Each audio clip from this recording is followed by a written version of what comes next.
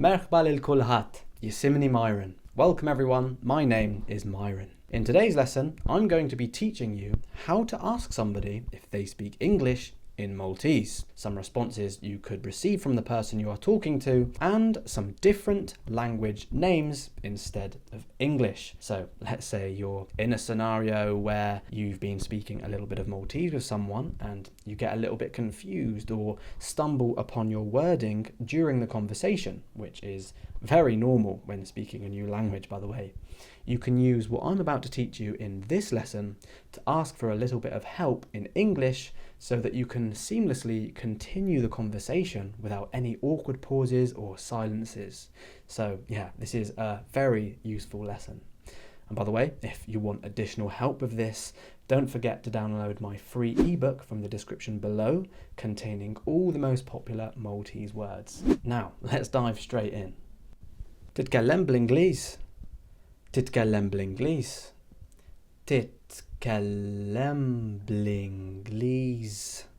This question means, do you speak English in Maltese? And it can be used in both formal and informal situations.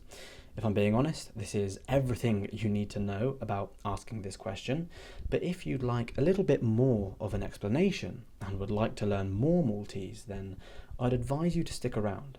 So, if you're still here, let's break the sentence down properly.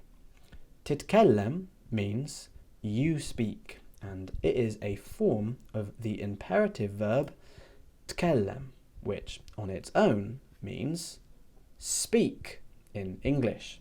Obviously, I don't know how much you know about languages, but in most of them, particularly in Europe, verbs have different forms to describe who specifically is performing that verb, or action word, as you may have learnt in school many years ago.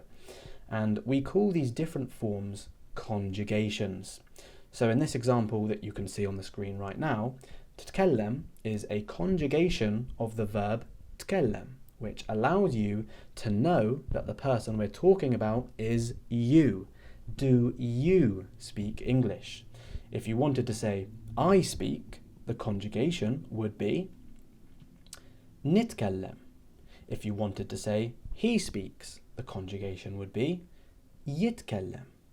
I'm not going to go into any more details about this right now, as that's not the objective of this lesson and I really don't want to confuse you. But if you did want to see some lessons on verb conjugations on this channel, then please let me know in the comments and I'll create some for you. But just as a quick overview, so that you can start recognizing the patterns now, these are all the conjugations of the verb or action word tkellem to tell you exactly who is performing the action of speaking. And just to clarify, these of course are all the conjugations or forms, if you like, of the verb tkellem in the present tense. If you're speaking about the future tense or about something in the past, these conjugations will be different for that as well. Just like how in English we don't say I speak 50 years ago, or he speaks 50 years ago. We say, I spoke 50 years ago, and he spoke 50 years ago. But yeah, as I said, we can discuss this properly another time. Just let me know if this is something you want in the comments, and I'll make it happen. So, where were we? Yes, titkellem b'Inglis. So, hopefully you now know the meaning of titkellem.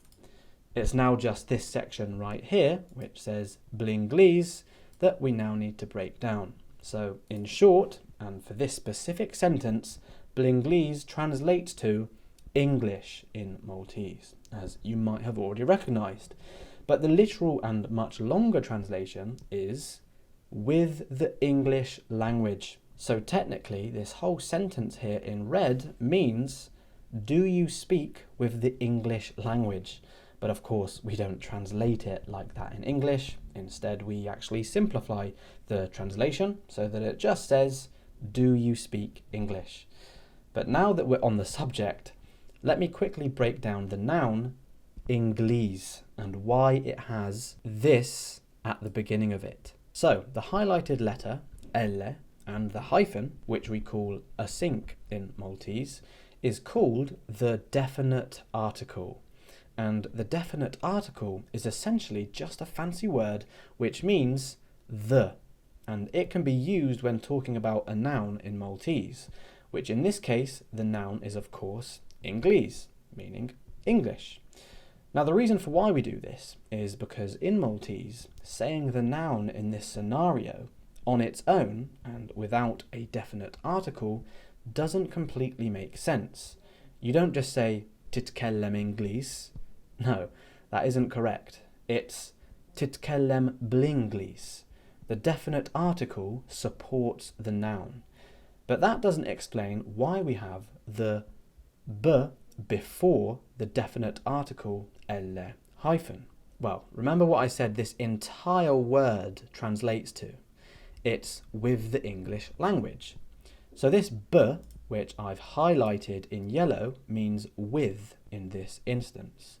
And just so you know, the full word for with in Maltese is actually bi. So now you might be thinking, well, in that case, shouldn't the whole sentence be titkellem bi l'Inglis? And I can see exactly why you might think that. But it's a bit of a mouthful to say, isn't it? Titkellem bi l'Inglis. It doesn't really flow very nicely off the tongue, does it? And that's why when using bi in this part of the sentence, we remove the e, which is the Maltese way of saying the letter I in Maltese, after the b.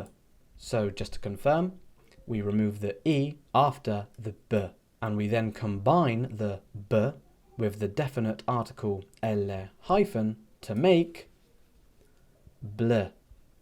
Titkellem blinglis.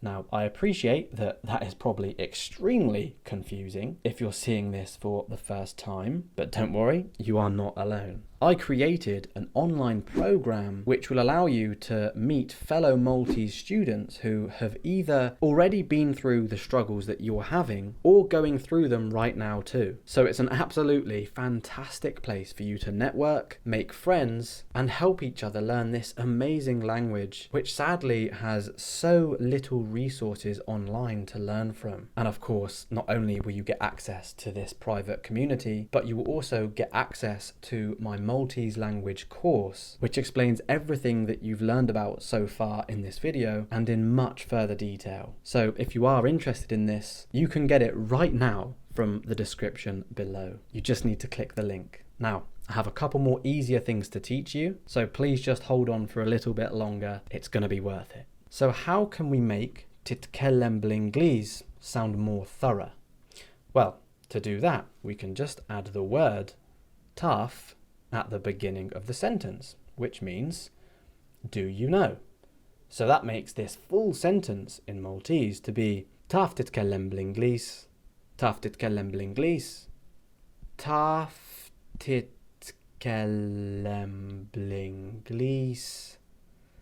And that fully translates to, do you know how to speak English? Now let's quickly take a look at 3 possible responses that you could receive when asking a question like this.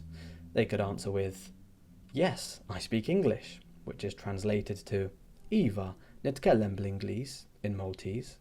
That's Iva nitkellem blinglis.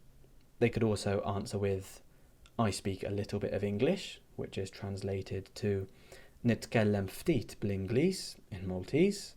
That's nitkellem ftit blinglis. Or they could answer with, no, I don't speak English, which is translated to le ma nitkellimx blinglis in Maltese. That's le ma nitkellimx blinglis.